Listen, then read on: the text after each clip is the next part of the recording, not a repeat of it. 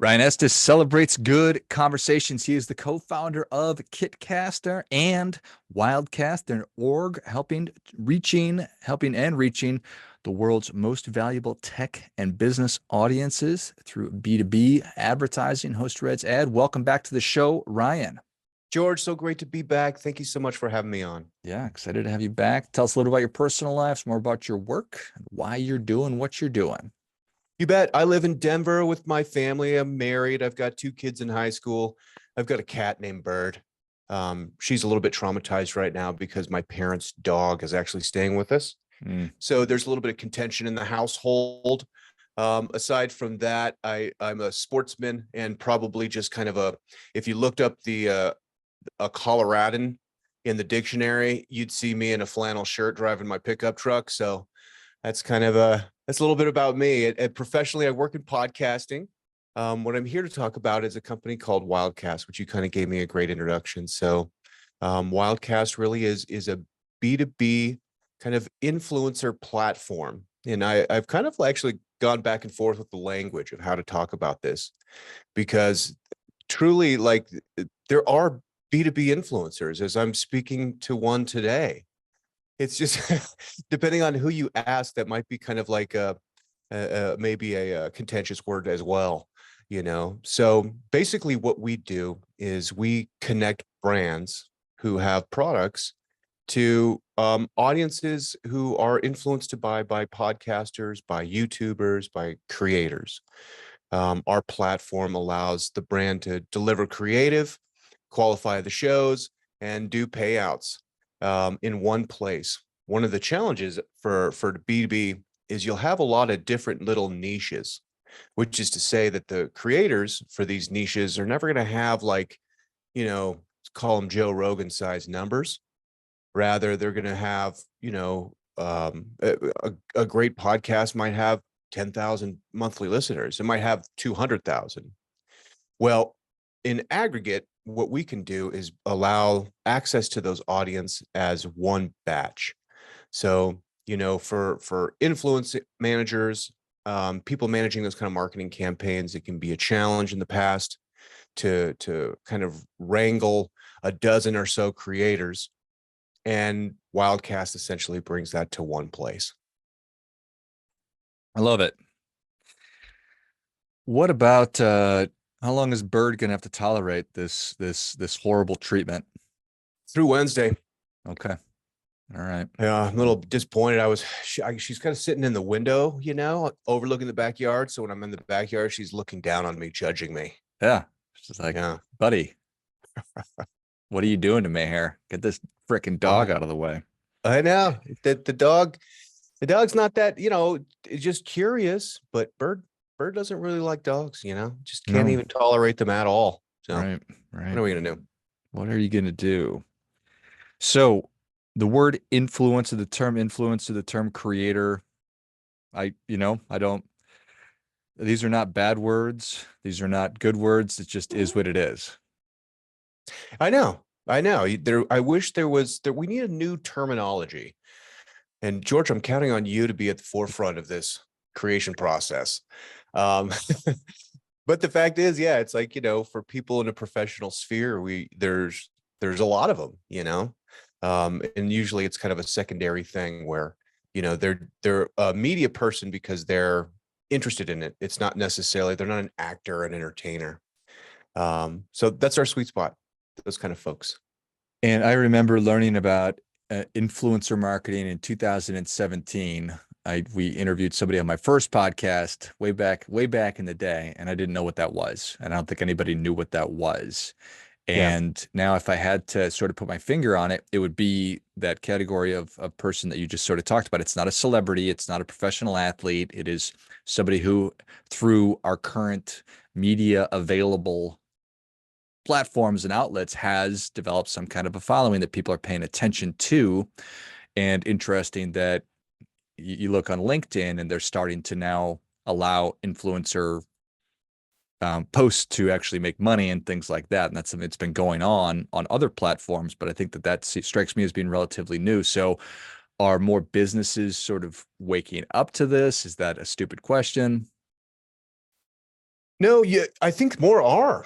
I think there's something like every quarter, there's probably another 2,000 people or 2,000 companies that are coming to podcast advertising and realizing that these are really, it's a really good way to sell. Honestly, one thing that's kind of unique about podcasts in general is that every time somebody listens to a podcast, they had to seek it out and hit play, as opposed to other kind of media channels and distributions where it's just kind of the algorithm is putting stuff under your nose. Podcast is a selection every single time. And so the value of the listener is very high, because people are there to listen to a podcast host very specifically and intently. They have to subscribe, they have to seek it out, they have to listen. So what we do to capitalize on those kind of endorsements is our host read ads, which are considered like, host read as opposed to like digitally inserted. You'll hear a lot more digitally inserted ads in podcasts now because the technology has really come a long way. So it feels a little bit more like radio. You listen to a podcast and then suddenly there's a Geico commercial, you know, which is very, very skippable. Mm-hmm. But with host read ads, honestly, and particularly in B2B, tech and business shows, chances are they're listening to that content because they're trying to improve their professional life. So they really are, in a good position to take a recommendation, particularly from a trusted source. So, the sweet spot for this kind of advertising and marketing is just when there's a kind of a no-brainer type product that fits right in with what the audience expects and what the host feels really enthusiastic about endorsing. So that's kind of our quest. From a podcaster perspective, you can really see Wildcast as just kind of a sales arm, kind of delivering them opportunities. So 2,000 businesses, roughly speaking, on a quarterly basis, coming to the realization or recognition that, wow, okay, this massive medium is out there and maybe we should take advantage of it, which is certainly a shift. And the challenge from podcasts perspective, from your perspective, is how do we get organizations, the head of sales, head of marketing, to divert dollars away from more traditional sources into this new medium? And what is the Mhm. pushback? What are the challenges there? A couple of years ago, when we started on this project, I kind of thought podcast advertising was ubiquitous enough that we wouldn't have to sell it. It sold itself. And to a large part, that's true. But, particularly right now, what I didn't see coming a couple of years ago was all of the AI tools. So, if you're in marketing right now, you're starting to notice that SEO is wavering. You're starting to notice that pay per click on Google is suffering. You're starting to notice that you're getting choked out on Meta's products. You're getting choked out on social media products. There's not a lot of lead gen opportunities now, at least new ones. So, where influencer, started maybe 5 years ago, podcast advertising really took shape maybe 4 or 5 years ago. Now people are coming around to be like, hey, this is a little bit off of my spreadsheet, but let's try it. And I think especially in business and tech, because most of those our clients, listen to a handful of podcasts, and they've always got kind of like they've got a little list in their head, hey, what would really fire you up to be on this podcast? Like, oh, well, if you got me on This American Life, that would be amazing, that kind of thing. So, I think because the other marketing channels are either saturated or suffering, it's really opening up a lot of opportunity for podcasting. Is there a way to, certainly there's a large volume of businesses that are moving towards podcasts. Is there a way to measure how much advertising dollars are being spent? Yeah, there's a couple of tools, actually. I'll name a couple of them. There's one called Magellan AI that is doing a good job tracking advertising spend and people in the market. And there's another one, Podchaser, that pulls data. There's Winmo that pulls data on advertising spend. So you can definitely see who the major players are. I think there's probably no big surprises.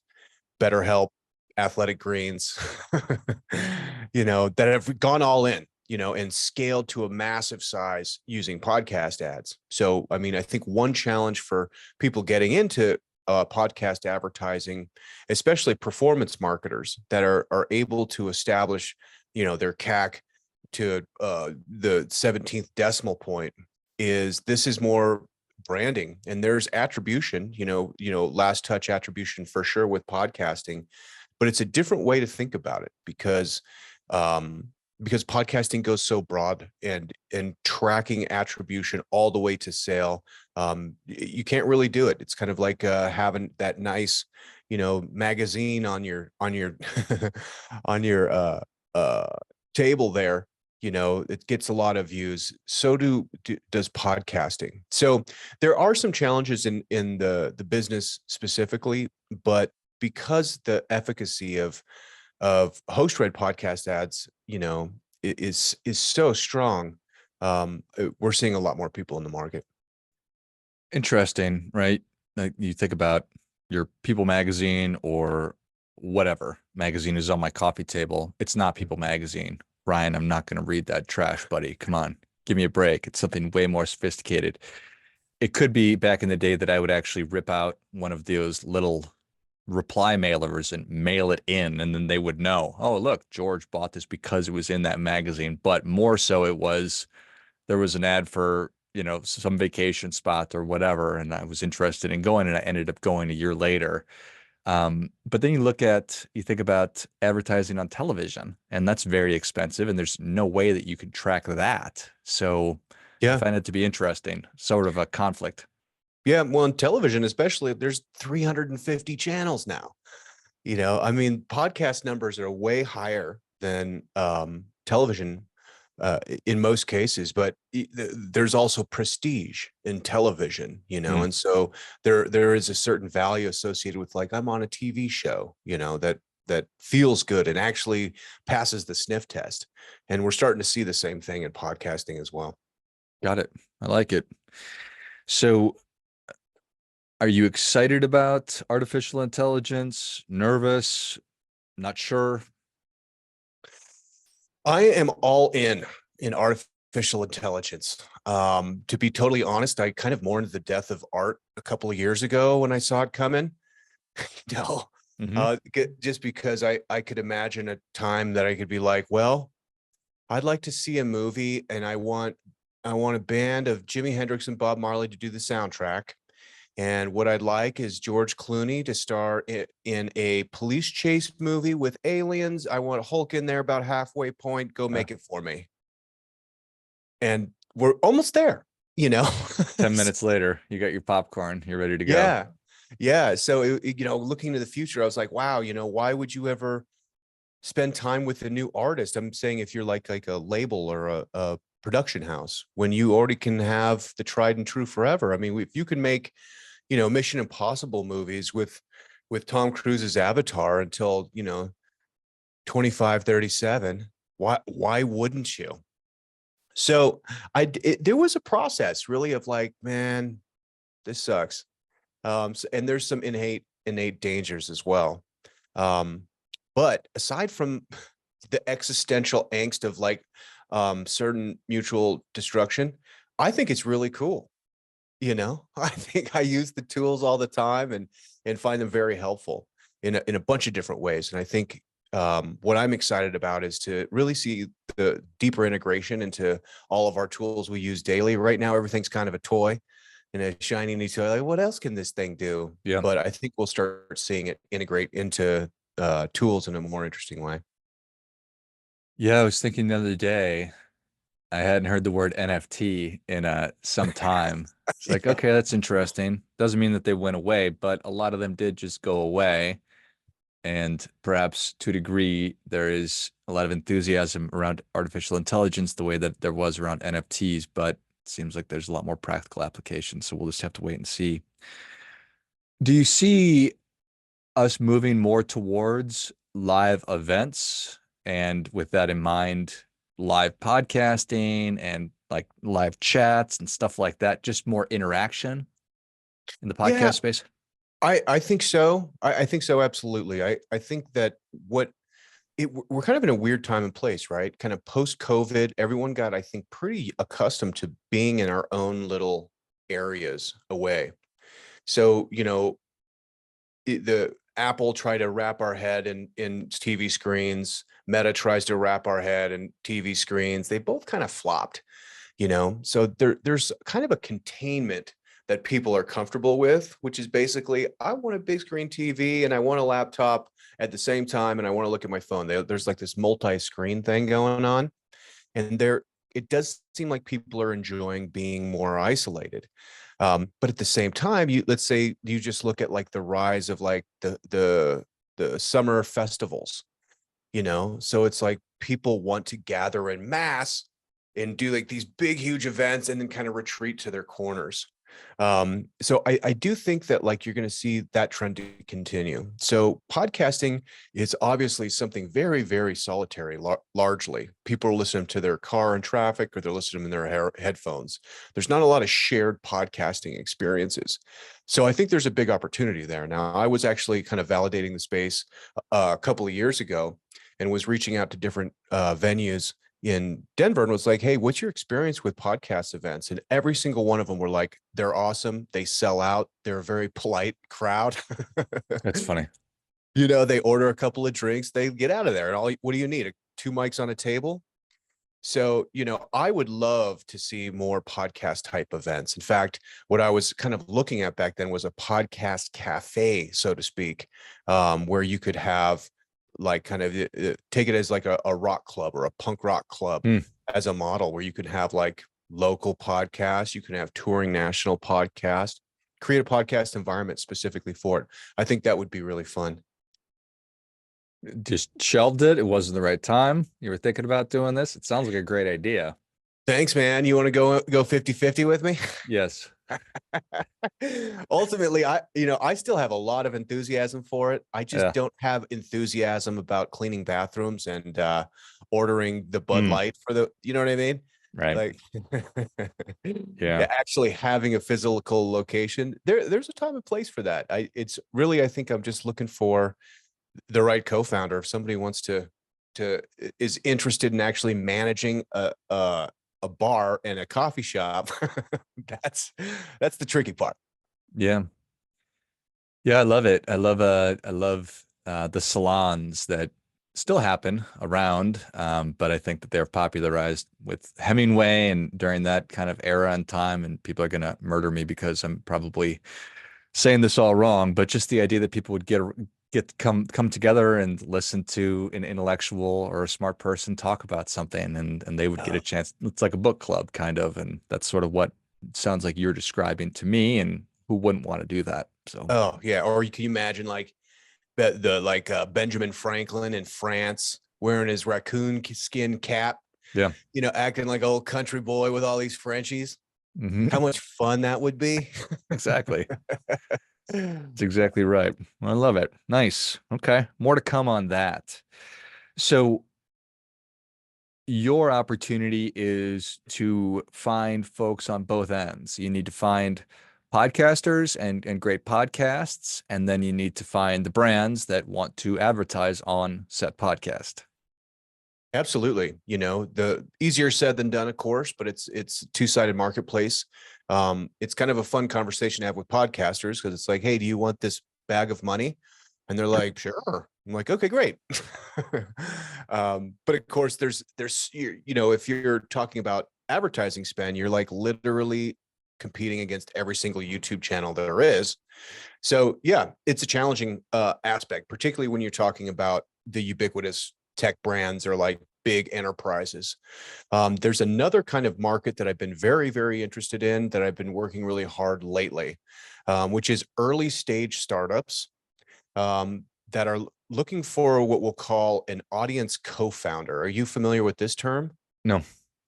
Okay, so the idea is you have a B2B influencer that has a large audience. Well, if you're like a new AI tool, and you're like, wow, I got the coolest tool, but also there's 20 different tools in the category.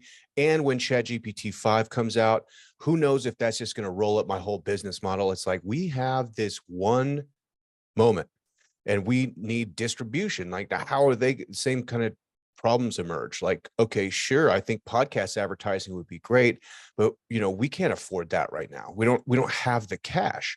We're an engineering team, so we have the best product in the world. We got no cash, and we got a ticking clock. Well, the influencers we work with, because they're B2B, they're SaaS, they're tech, they're in a position right here that they might be willing to take equity in that company as a form of payment. Hmm.